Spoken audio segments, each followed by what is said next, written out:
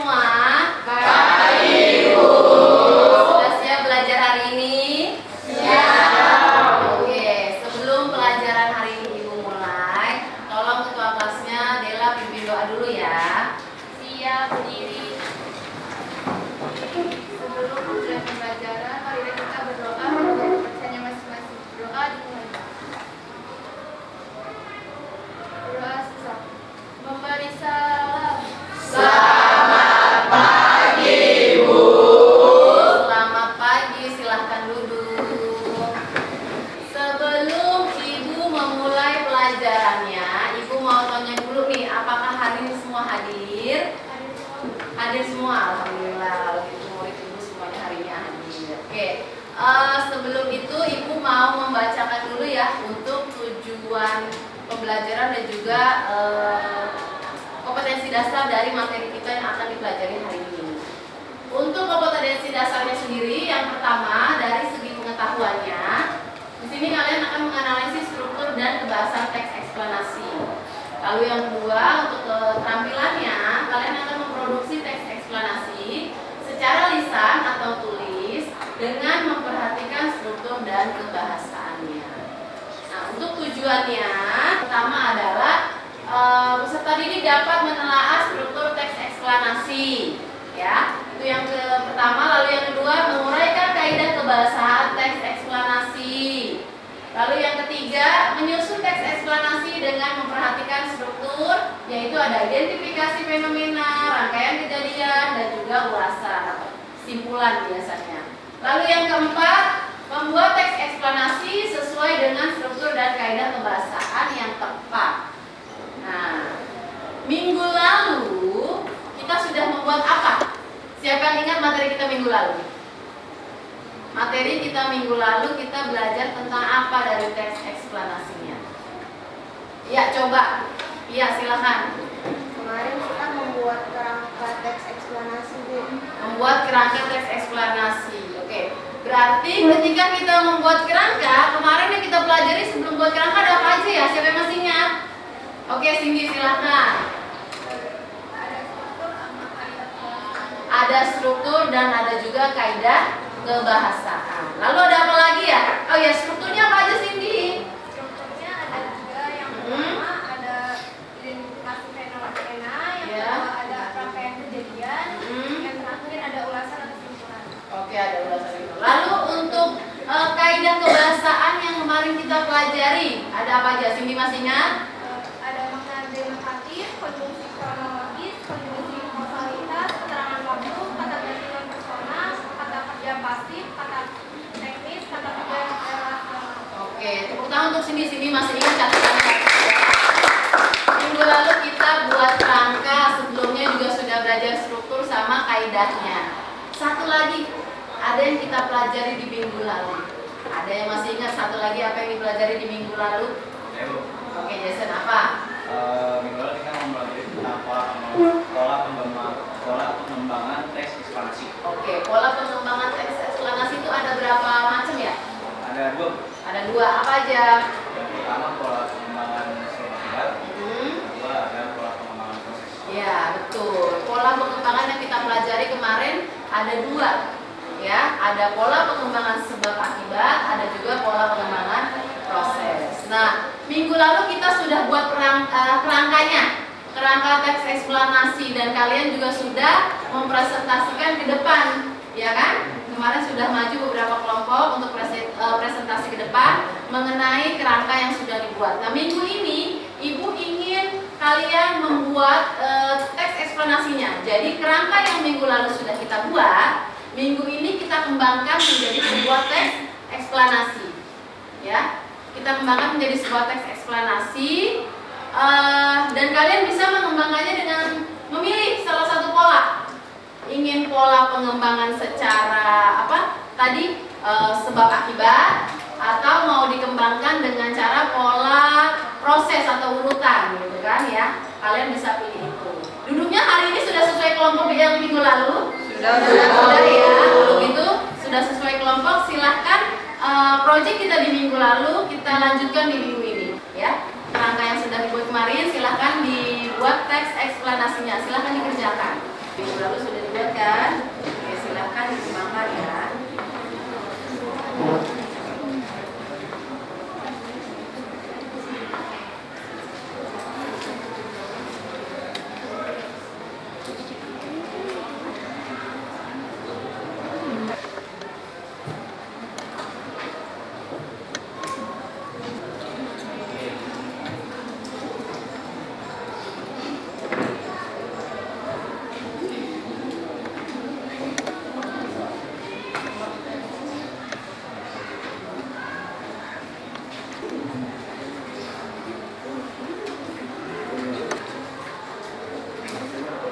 Jika ada yang ingin ditanyakan, jangan ragu bertanya kepada ibu ya. Jika kalian menemukan kesulitan, silahkan tanyakan ke ibu. Gitu, jangan diam aja.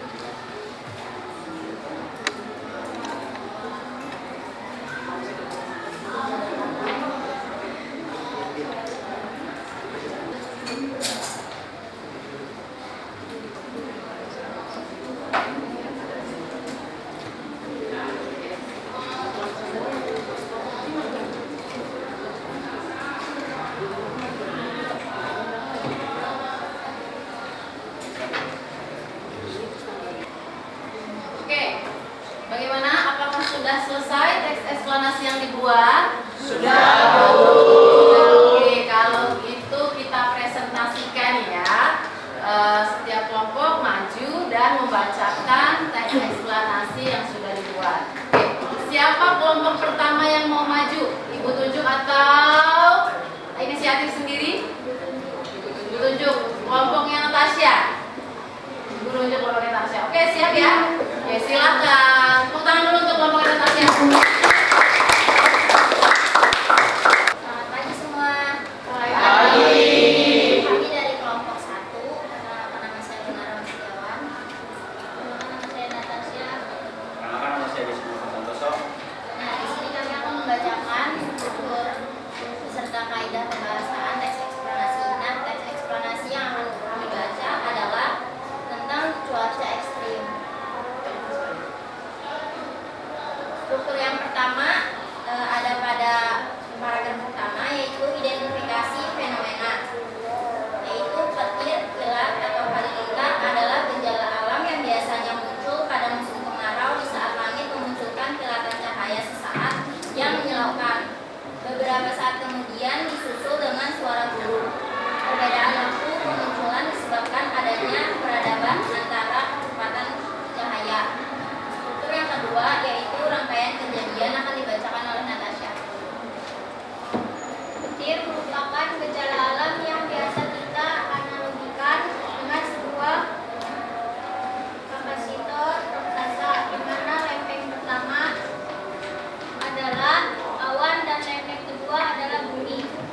Petir terjadi karena ada perbedaan potensial antara awan dan bumi atau dengan awan lainnya. Proses terjadinya muatan pada awan karena dia bergerak terus-menerus secara teratur, dan selama pergerakannya dia akan berinteraksi dengan awan lainnya sehingga muatan negatif akan berkumpul pada sisi sebaliknya. Selanjutnya, Jadi saya akan membacakan ulasan yang ada pada struktur teks eksplanasi. Jika perbedaan potensial antara awan dan bumi besar, maka akan terjadi pembuangan negatif dari awan ke bumi atau sebaliknya. Petir lebih sering terjadi pada musim hujan, karena pada saat tersebut udara mengandung kadar air yang lebih tinggi sehingga daya isolasi turun dan arus lebih mudah mengalir karena ada awan bermuatan negatif dan awan bermuatan positif. Kemudian kaidah kebahasaan saya serahkan pada Nah, berikut kaidah kebahasaan yang ada pada teks eksplanasi yang telah kami buat. Yang pertama ada makna denotatif yang ada pada paragraf kelima, yaitu petir lebih sering terjadi pada musim hujan karena pada saat tersebut udara mengandung kadar air yang lebih tinggi. Lalu yang kedua ada konjungsi kronologis ada pada paragraf pertama, yaitu beberapa saat kemudian disusul dengan suara burung. Selanjutnya dibacakan oleh Natasha.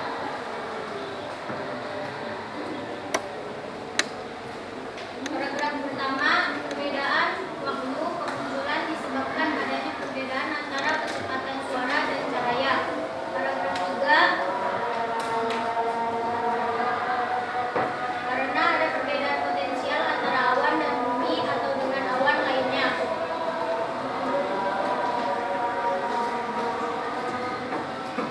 Keterangan waktu, paragraf 5, petir lebih sering terjadi pada musim hujan.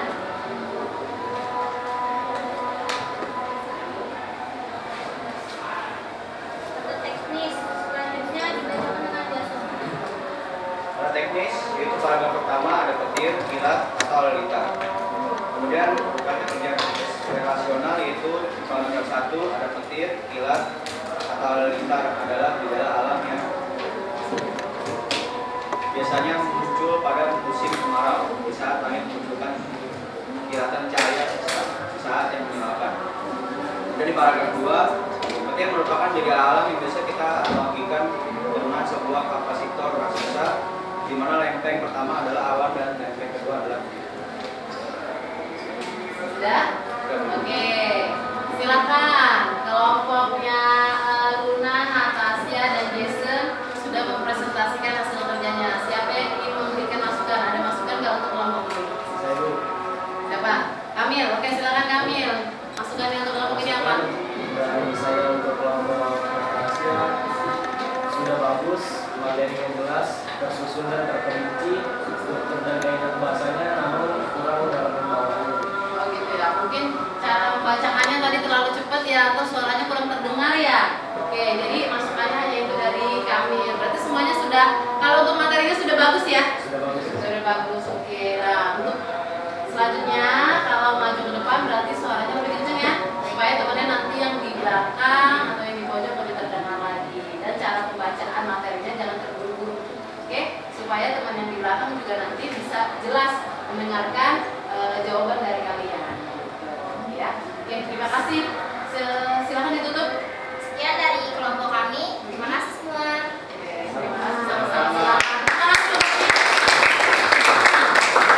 Oke, kelompok yang kedua. Kelompok kedua Ibu tunjuk ya. Kelompok yang kedua kelompoknya Abel. Oke, siap ya kelompok Abel ya? Oke, silakan maju.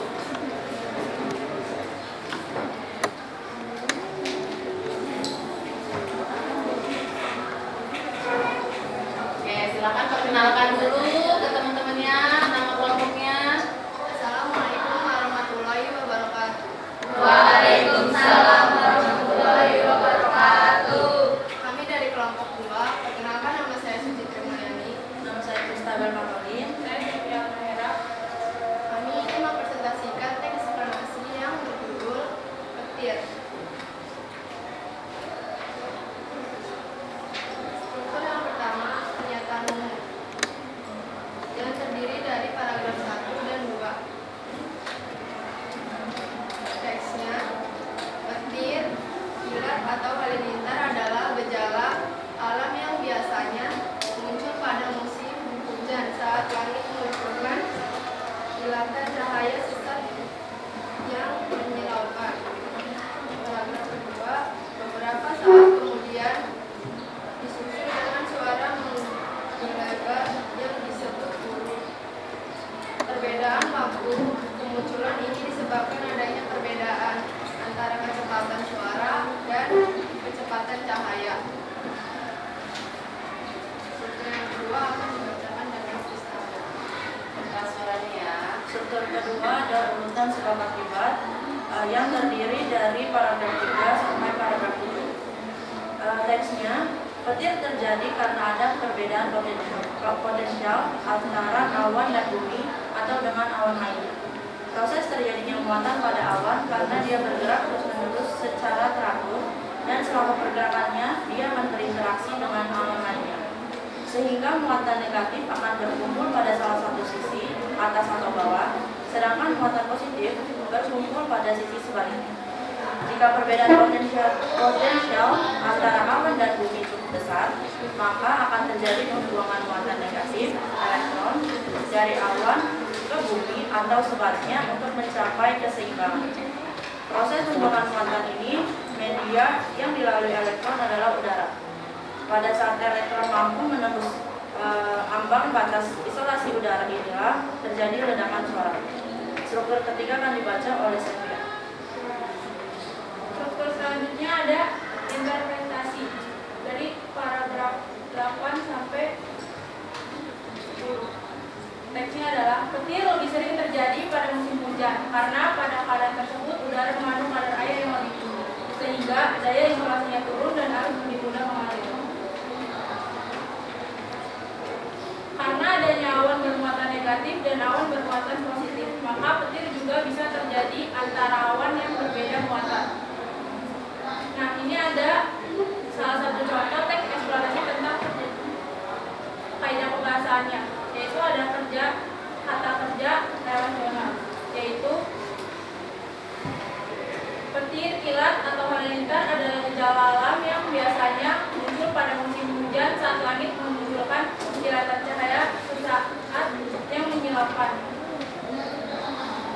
Yang kedua ada konjungsi kausalitas. Petir terjadi karena ada perbedaan potensial antara awan dan bumi atau dengan awan lainnya. Yang kedua, sehingga muatan negatif akan berkumpul pada salah satu sisi atau bawah, sedangkan muatan positif berkumpul pada sisi sebaliknya. Yang ketiga, petir lebih sering terjadi pada musim hujan karena pada keadaan tersebut udara mengandung kadar air yang lebih tinggi, sehingga daya isolasinya turun dan arus lebih mudah mengalir. Yang terakhir, karena ada awan bermuatan negatif dan awan bermuatan positif, maka petir juga bisa terjadi antara awan yang berbeda muatan.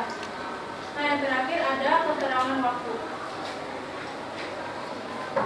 Petir, kilat, atau halilintar adalah gejala alam yang biasanya muncul pada musim hujan saat langit menunjukkan kilatan cahaya sesaat yang menyilaukan.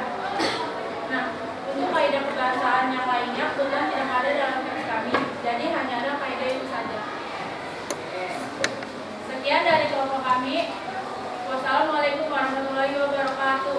Waalaikumsalam warahmatullahi wabarakatuh. Oke, adakah yang ingin memberikan tanggapan atau saran untuk kelompoknya Abel? Dela, silakan Dela. Menurut saya dari struktur dan kaidah pembahasannya, teks eksplorasinya sudah tersusun dan jelas sehingga mudah memahami. Oke, sudah tersusun jelas. Jadi dibacakannya juga tadi tidak terburu-buru ya.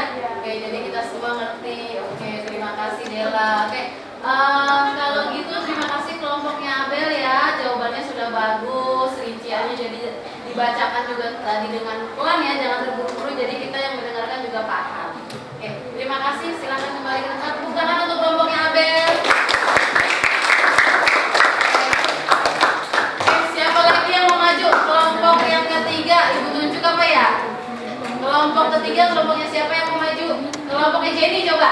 Oke, silakan sudah siap Jenny ya.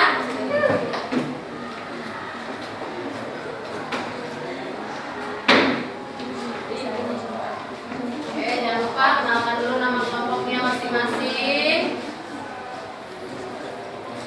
Assalamualaikum warahmatullahi wabarakatuh. Waalaikumsalam warahmatullahi wabarakatuh. Sebelumnya, perkenalkan nama saya Budi Rizky Nopal. Saya di Jasa Putra. Kami dari kelompok 3 yang akan mempresentasikan teks ekspresi dan membacakan struktur dan kaidah kebahasaannya. Topik yang dipilih mengenai apa? Topik yang dipilih yaitu tali saman. Tali saman merupakan talian adat yang berasal dari Aceh. Talian ini berasal dari daratan tinggi Jaya dan diciptakan oleh ulama oleh Syekh Saman di 14 Sabat Masehi. Lalu di bagian kedua, awalnya tali saman merupakan talian yang dikhususkan sebagai media dakwah. Sebelum menampilkan talian ini, pemukul adat akan menasihati para pemain dan penonton. Selain itu, pertunjukan kali ini syarat dengan ayat suka dan dakwah yang dinyanyikan dalam bahasa Arab dan Kisah. Pada awal kemunculannya, tali saman merupakan tarian sakral yang dilakukan hanya untuk memperingati Maulid Nabi Muhammad SAW. Sekarang tarian ini telah menjadi tarian resmi yang biasanya menandai penyambutan tamu festival dan upacara kenegaraan lainnya. Tarian ini hanya dapat mempresentasikan keindahan gerakan tanpa tepuk tangan penarinya, sedangkan tanpa musik pengiring akan mempengaruhi dada dan kelemahan dengan gerakan melempar tubuh ke berbagai arah. Untuk selanjutnya akan dibacakan oleh Aditya Saputra. Yang ketiga, interpretasi. Umumnya tarian ini dimainkan atau ditampilkan oleh belasan atau puluhan laki-laki. Dengan perkembangan zaman, tarian ini akhirnya dilakukan juga oleh hanya penari perempuan. Gerakan tari juga dipimpin oleh seorang laki-laki yang biasa juga disebut chef. Selain menjadi koreografer, seorang juga bertugas untuk menyanyikan lagu yang digunakan dalam tarian saman tersebut. Saya akan membacakan kaidah kebahasaan yang terdapat dalam teks eksplanasi kelompok kami. Yang pertama, dinotasi. Terdapat pada paragraf pertama, yaitu tari saman merupakan tarian sakral yang dilakukan hanya untuk memperingati Maulid Nabi Muhammad SAW. Kondisi kausalitasnya tidak ada, 3 kondisi kronologinya tidak ada, 4 keterangan waktunya tidak ada, 5 kalimat istilah. Awalnya tari saman merupakan tarian yang kedua, dikhususkan sebagai media dakwah. Tarian sakral yang dilakukan untuk memperingati Maulid Nabi Muhammad SAW. Sallallahu alaihi wasallam. Oke, selanjutnya.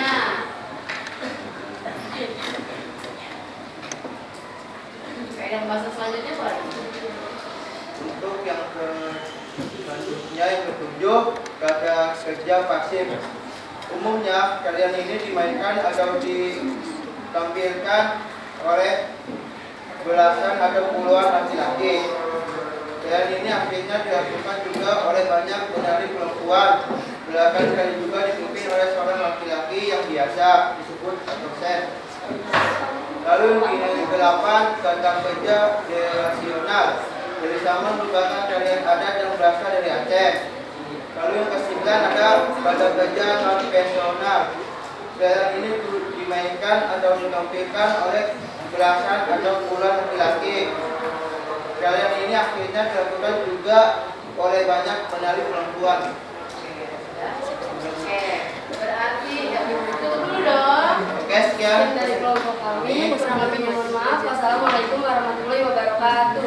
Waalaikumsalam warahmatullahi wabarakatuh. Oke, kelompok ini sudah memaparkan hasil kerjanya dan membacakan ya teks eksplanasi yang sudah dibuat mengenai tari saman. Siapa yang mau memberikan masukan untuk kelompok ini? Oke, Desi, silakan. Dalam membawakan teks eksplanasi sudah pembacaannya ya. Jadi ketika membacakan teksnya dimasukkan untuk kelompoknya Adit dan Jenny ya. Pembacaannya mungkin lebih pelan-pelan. Pelan-pelan artinya ketika menyebutkannya ya. Ketika membacakannya intonasinya jangan terburu-buru. Tapi suaranya dikeraskan gitu. Jadi suaranya lebih kencang lagi tapi juga nggak bingung gitu ya, bisa lebih paham. Oke, selain itu kalau untuk materinya gimana? Sudah bagus? Oh, materinya sudah bagus, sudah terperinci. Jadi masukannya hanya itu untuk kelompok ini ya. Jadi untuk pelajaran juga untuk kelompok yang lain ya. Kelompok yang lain ketika maju ke depan mempresentasikan ya kan. Ketika membacakan hasil kerja itu jangan terburu-buru ya nak ya. Gitu. Jadi supaya teman kalian bisa mendengarkan dengan jelas ya hasil kerja kalian. Lalu saat maju di depan supaya suara kalian terdengar oleh semua teman-teman kalian yang di pojok, di belakang, di samping itu lebih dikeraskan lagi, lebih kencang lagi ngomongnya, gitu ya. Oke, masukkan untuk kelompok ini dan teman-teman yang lain juga nanti ya. Kalau maju ke depan seperti itu ya. Untuk materinya sudah bagus, sudah terperinci, disebutkan juga tadi strukturnya ya. Ada juga kaidah bahasanya tadi juga sudah disebutkan gitu ya. Sudah bagus, terima kasih. Ya, masukannya hanya itu. Oke. Silakan kembali ke tempat. Tepuk tangan untuk kelompok Adi dan Jenny.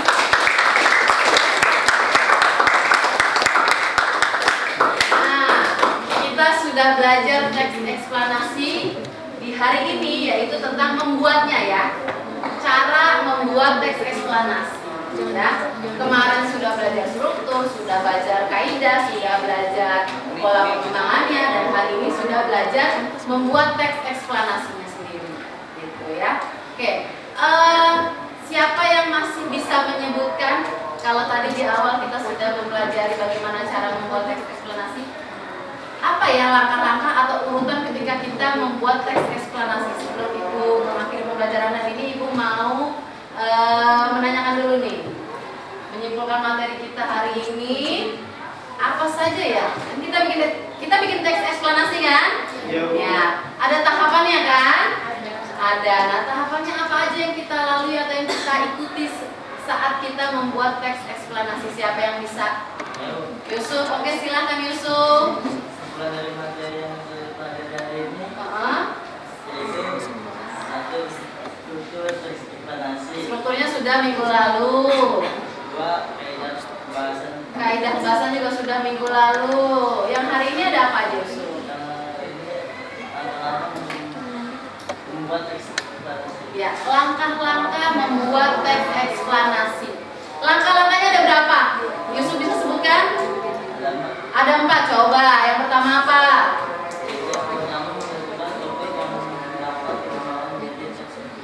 Menentukan topik dulu. Lalu yang kedua? Membuat teks dengan memperhatikan bagian teks eksplanasi, yaitu identifikasi,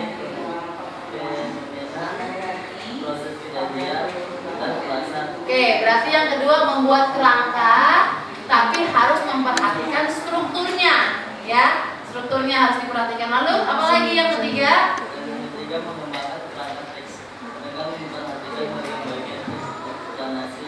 Oke.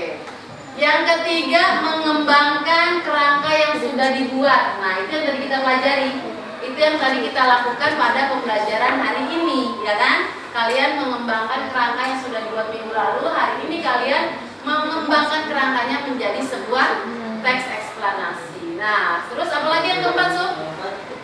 Menyunting teks eksplanasi yang sudah dibuat. Oke, menyunting. Menyunting itu apa?